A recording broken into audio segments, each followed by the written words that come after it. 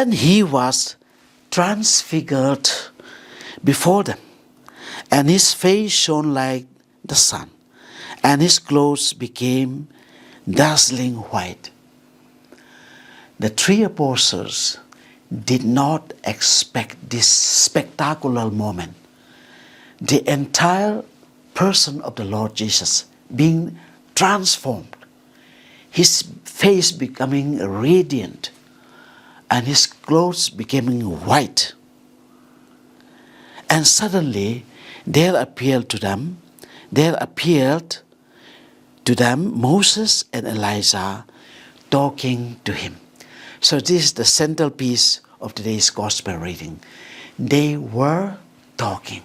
So at this moment, the apostles are just gazing at the transfigured body of the Lord Jesus, which they never expected, nor could they imagine. They did not know what they were seeing or hearing. Then appeared, more mysterious, two Old Testament prophets, Moses and Elijah. Moses, as we know, the lawgiver. The law was given on Mount Sinai.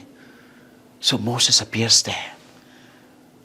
That means the law and the prophets have to be fulfilled. And Elijah, one of the greatest prophet as far as the Jews are concerned, the greatest prophet who is supposed to appear again or come back to life.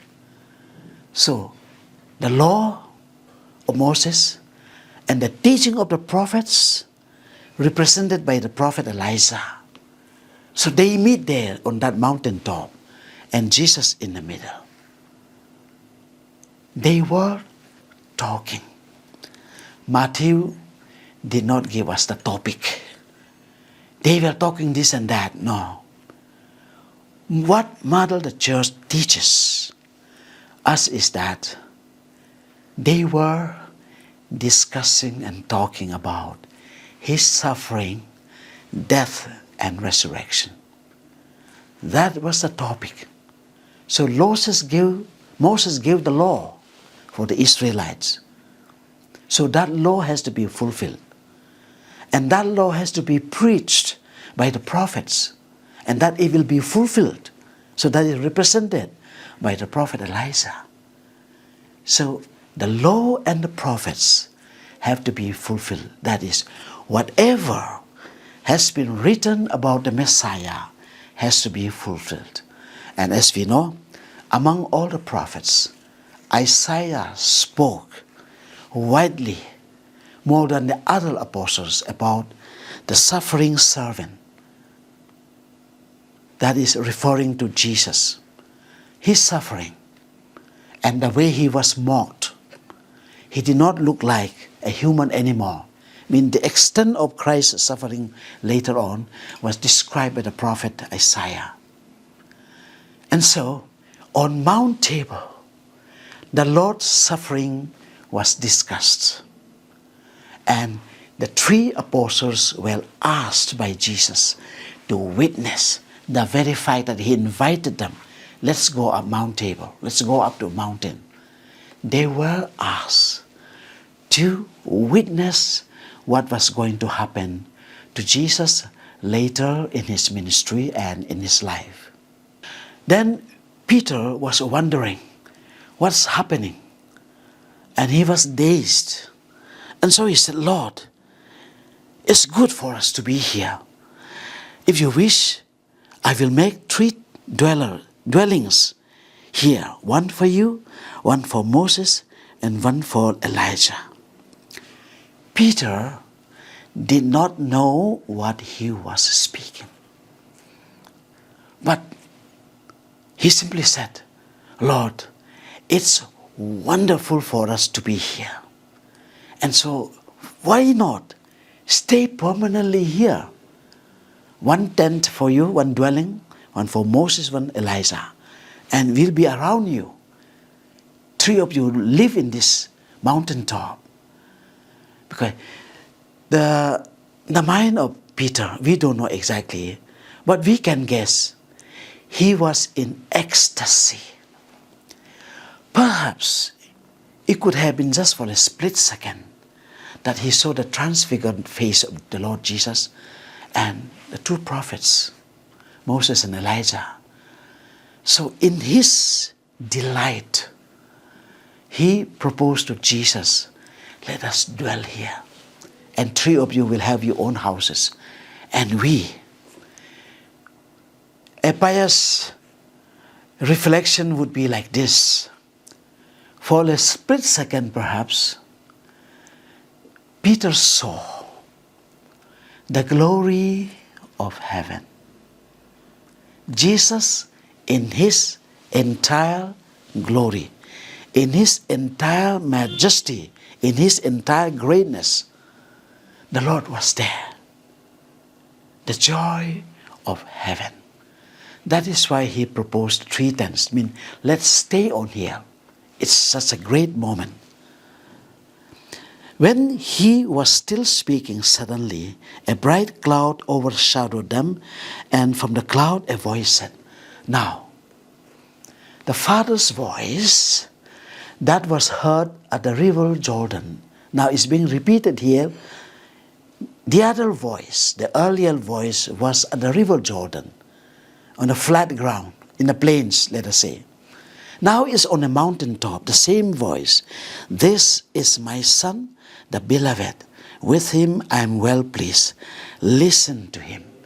So now comes the command of the Father to the 3 apostles to listen to him, because he is his Son in whom he is well pleased. And at the voice of the Father, they fell flat on the ground out of fear and confusion. They fell flat. The voice of the Father was too much for human ears.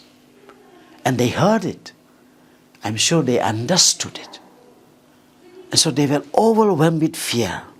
And at the sight of the transfigured Jesus, that they fell flat on the ground. But then verse 7, but then Jesus came and touched them. Get up and do not be afraid. And when they looked up, they saw no one except Jesus himself alone. Now, the vision is over. The transfiguration is over. Jesus has changed his figure. Moses and Elijah disappear. The voice of the Father is no more heard. Now, only Jesus and the 3 apostles. And as they were coming down the mountain, Jesus ordered them, tell no one about the vision until the Son of Man has been raised from the dead. Now, Jesus gives them a command. Now you have witness in common language. Now you saw my figure, my transfigured face, my clothes. You saw 2 prophets. You heard the voice of the Father. Now, keep quiet about it until I rise from the dead.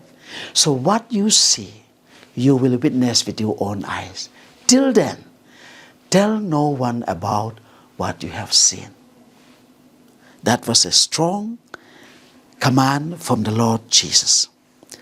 And the disciples asked him, why then do the scribes say that Elijah must come first? He replied, Elijah is indeed coming, and he will restore all things. In this way, the Lord said, Elijah will come. Of course, later, at the baptism, John was preaching. He was pointing to him. He is indeed Elijah. He is the prophet you are longing for. Thus, Jesus equaled Elijah's appearance with the appearance of John the Baptist. Thus, the Lord's voice was fulfilled in the person of John the Baptist. But they asked genuinely, why must Elijah come first? He has come.